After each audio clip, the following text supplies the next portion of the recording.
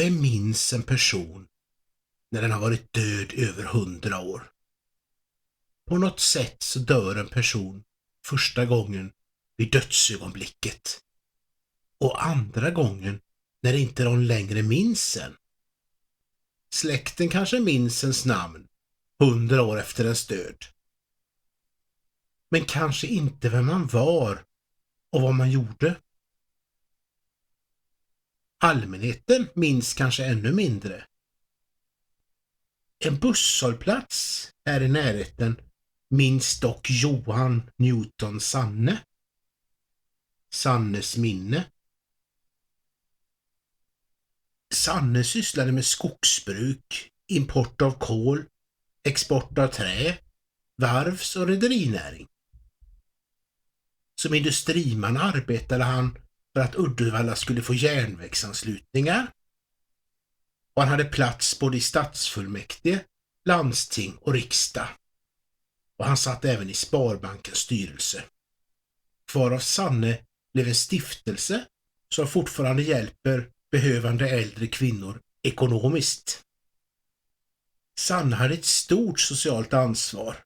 Och här, på denna plats, låg mellan 1921 och 1971 ett pampigt pensionärshem för fattiga, ensamma kvinnor.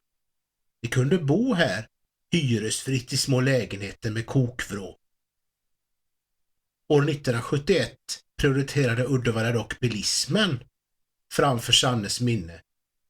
Huset revs, gatan breddades och kvar här finns bara denna stenmur och en bit bort en busshållplats med namnet Sannes minne. Här kan vi se Emanuelskyrkan. Den är ritad av Eugen Thorburn och den är uppförd 1896. Och missionsförsamlingen, de höll till här i nästan 90 år fram till 1985 då denna flyttade till Södertullskyrkan. Frikyrkorna, ja, det blev något nytt i Sverige under 1800-talets andra hälft sedan konventikelplakatet som hade börjat gälla 1726 upphävdes 1858. Detta plakat förbjöd alla andakter i Sverige som inte leddes av präst från Svenska kyrkan och hindrade då på ett effektivt sätt andra trossamfund att verka i Sverige.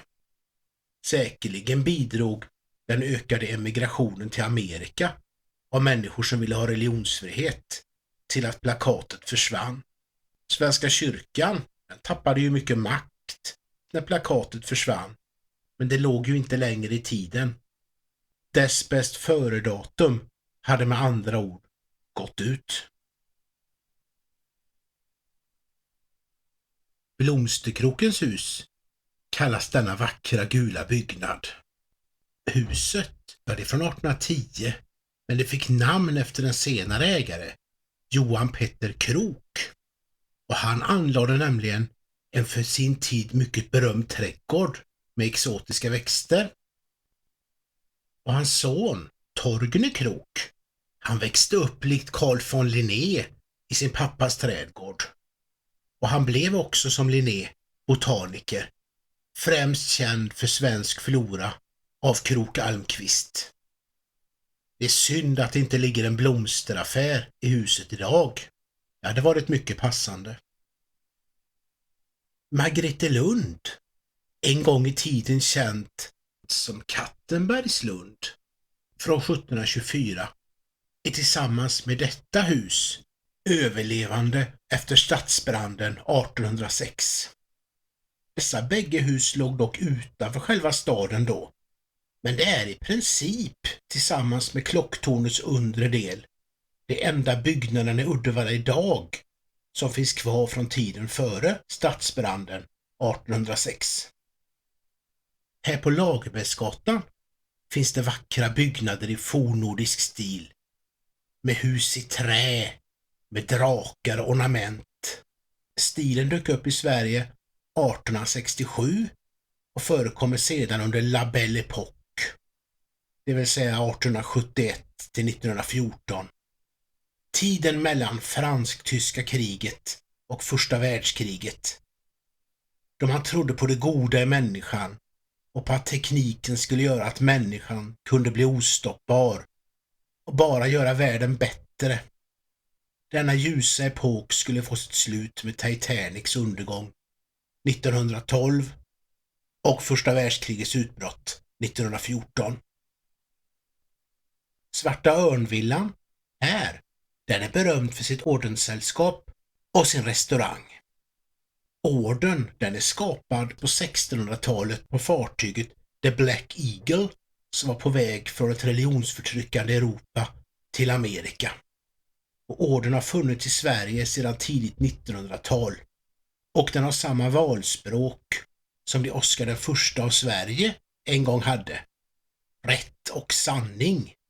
Och verksamheten handlar främst om att genom en kristen grund och känsla för fosterlandet skapa ett etiskt samhälle. Det här stora tunga huset för post och telegrafi byggdes 1917 i den nationalromantiska stilen. Ernst Thorulf ritade huset som skulle inrymma både post, telegraf och bostäder för de anställda. Det gamla Systembolaget fanns i detta jugendhus uppfört av A.V. Stening 1905. Här i huset har Systembolaget legat i många år, liksom krogen Rane, ofta kallad Nypan. Systembolaget skulle annars folk inte hitta till. Det var den politiken man förde då. Det skulle ligga undanskymt och med flaskorna inslagna i papper och utan skyltning för att inte locka till konsumtion. Samtidigt som motboken, detta brattsystem, fanns mellan 1919 och 1955. Men det blev ju å andra sidan inget förbud 1922, vilket det kunde ha blivit i Sveriges första folkomröstning.